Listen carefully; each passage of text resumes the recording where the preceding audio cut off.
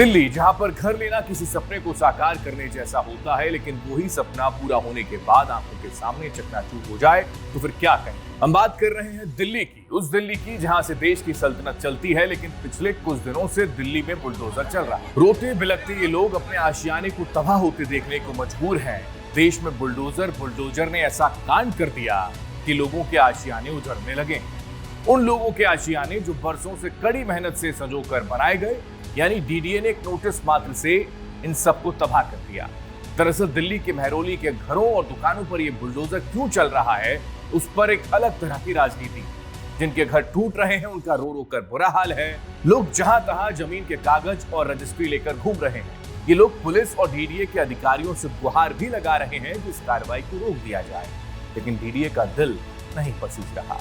पिछले कई दिनों से दिल्ली में बुलडोजर का खौफ ऐसा हो गया कि सिर्फ दिखने मात्र से ही लोग सदमे में आ गए। तस्वीरें ये खुद बयां कर रही हैं। पूरा मामला राजनीतिक इस कदर है कि बीजेपी आप पर और आम आदमी पार्टी बीजेपी पर आरोप लगा रही है। महरौली में हो रही कार्रवाई को रोकने के लिए राजस्व मंत्री ने देर शाम दक्षिणी दिल्ली के जिलाधिकारी सहित उच्च अधिकारियों के साथ उच्च स्तरीय बैठक की। उस बैठक में उन्होंने कहा, डीडीए की कार्रवाई राजस्व विभाग के सीमांकन को आधार बनाकर की जा रही है।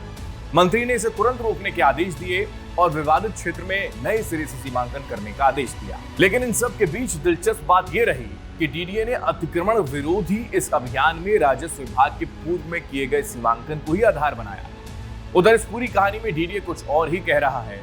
डीडीए का कहना है कि अतिक्रमण पर कार्रवाई के लिए 12 दिसंबर को नोटिस चस्पा किया। उच्च न्यायालय ने अतिक्रमण को हटाने के लिए कई बार निर्देश दिए। डीडीए का यह भी कहना है कि उच्च न्यायालय के निर्देश के ही हिसाब से दिसंबर 2021 में दिल्ली सरकार के राजस्व विभाग ने डीडीए और वक्फ बोर्ड के प्रतिनिधियों की मौजूदगी में सीमांकन का कार्य किया।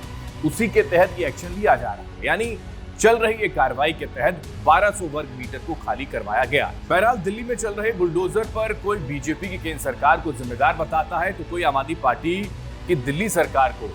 लेकिन सच ये है कि कोर्ट के आदेश के बाद ये एक्शन हो रहा है। हालांकि अवैध क्षेत्र का सीमांकन दोनों की मौजूदगी में ही किया गया। फिलहाल आपकी इस पर जो भी राय है जरूर कमेंट बॉक्स में बताएं, क्योंकि दिल्ली में कई लोगों के आशियाने उजड़ रहे हैं, कई लोगों का व्यापार ठप हो रहा है।